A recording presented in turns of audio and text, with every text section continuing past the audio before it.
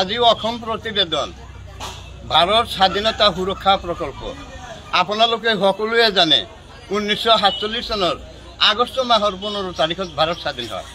এই স্বাধীনতাৰ যেটো যুদ্ধ বা সংগ্ৰাম তাত সকলো জাতিতকৈ মুছলমান জাতিৰ অৱদান বেছি আছে আৰু মুছলমানৰ তেজ দি অসমত অসমীয়া ভাষা প্ৰতিষ্ঠা কৰা হৈছে। এইবোৰ সংগ্ৰামত 40,000-ৰো অধিক আলেম উলামা বা মুছলমান জাতি শহীদ হৈছে, প্ৰাণ দিব লগা হৈছে, বলিদান হৈছে। গতিকে মাননীয় প্ৰাক্তন মুখ্যমন্ত্ৰী তৰুণ গগৈ ডাঙৰীয়াও ভাৰত স্বাধীন কৰা নাই, মন্ত্ৰী আৰু এই হেমন্ত বিশ্ব শৰ্মায়ও ভাৰত স্বাধীন কৰা নাই, কোনো RSSৰ নেতায়ও ভাৰত স্বাধীন কৰা নাই, কোনো বজৰংগ দলেও ভাৰত স্বাধীন কৰা নাই। এইটো আমাৰ মুখৰ কথা নহয়, এইটো ভাৰত বুৰঞ্জীৰ কথা, এইটো ইতিহাসৰ কথা। আজিৰ দিনতো ভাৰতৰ পৰা ইতিহাস মুছি যোৱা নাই। ভাৰত স্বাধীন হোৱাৰ পিছৰ পৰাই একটা বিধানমণ্ডলৰ সৃষ্টি হয়, ভাৰত স্বাধীন হোৱাৰ পিছৰ পৰাই একটা ন্যায়পালিকা কাৰ্যপালিকাৰ জন্ম হয়, ভাৰত স্বাধীন হওয়াৰ পিছৰ পৰাই ভাৰতত একটা পাৰ্লিমেন্ট গঠন হয় আৰু সেইদিনাৰ পৰাই আদালত, হাইকোর্ট, সুপ্রিম কোর্ট বনায়। তাতে এজন এজন নিখুঁত ন্যায়াধীশ নিয়োগ করা হয়। এই সকল সংগঠন মিলি এটা সংবিধান বনায়। এই সংবিধানের মূল দপ্তর হল তিনিটা, এটা হল ভারত ধর্ম নিরপেক্ষ রাষ্ট্র, আৰু একটা হল শংকৰ আজানৰ দেশ, আৰু যেকেইখন রাজ্য আছে গণতান্ত্রিক হিসাবে ঘোষণা করেছে। এই যে সংবিধান ভারতত যিমান নাগরিক আছে সকলো নাগরিক জীয়াই থাকার একটা আত্মা স্বরূপ, একটা অক্সিজেন স্বরূপ, একটা তাবিজ স্বরূপ, একটা কবচ স্বরূপ। অসম ৰাজ্যসভাৰ ৰাজ্যপাল তেওঁ একজন অসমৰ জ্যেষ্ঠ মুৰব্বী, তেওঁ বিধানসভাৰ বিধায়ক মন্ত্ৰীসকলক শপত খোৱায়। মাননীয় মুখ্যমন্ত্ৰী হেমন্ত বিশ্ব ডাঙৰীয়া তেওঁ শপত খোৱা নাই, তেওঁ খাইছে পচন সাৰ।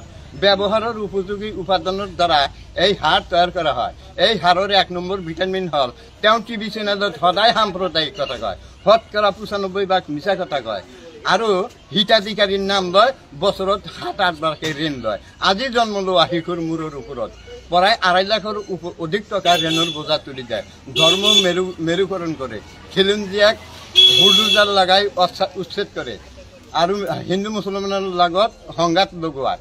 গতিকে আৰু মিয়া মাৰা কাটা খেদা এইবিলাক কৈ থাকে। গতিকে মাননীয় মুখ্যমন্ত্ৰীক মই প্ৰত্যাহ্বান জনাওঁ যে মিয়া খেদাটো মুখৰ কথা নহয়, ভাতৰ লগত পানী খোৱাৰ কথা নহয়, গৰু গাছত উঠাৰ কথা নহয়। কাৰণ হল মিয়া সংবিধানৰ অন্তৰ্ভুক্ত একটা শ্ৰেষ্ঠ জাতি।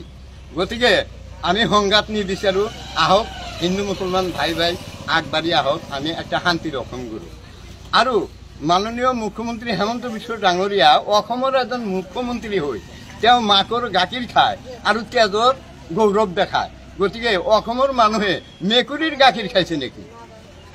গতিকে আৰু সি মুখ্যমন্ত্ৰী হৈ এই খিলঞ্জীয়াক বন্দুক দিবলৈ খোজে। বন্দুক দি কি কৰিব? বন্দুকক মিয়াই ভয় নকৰে, মুঠে ভয় নকৰে মিয়াই। কিন্তু একটা কথা হল কি, মিয়াই ভয় কৰে সংবিধানৰ কিছু নিয়ম নীতি আৰু কলমক দেখি মিয়াই ভয় কৰে। গতিকে আৰু হেমন্ত বিশ্ব শৰ্মা সদায় মিয়া মিয়া মিয়া মিয়া কৰি থাকে।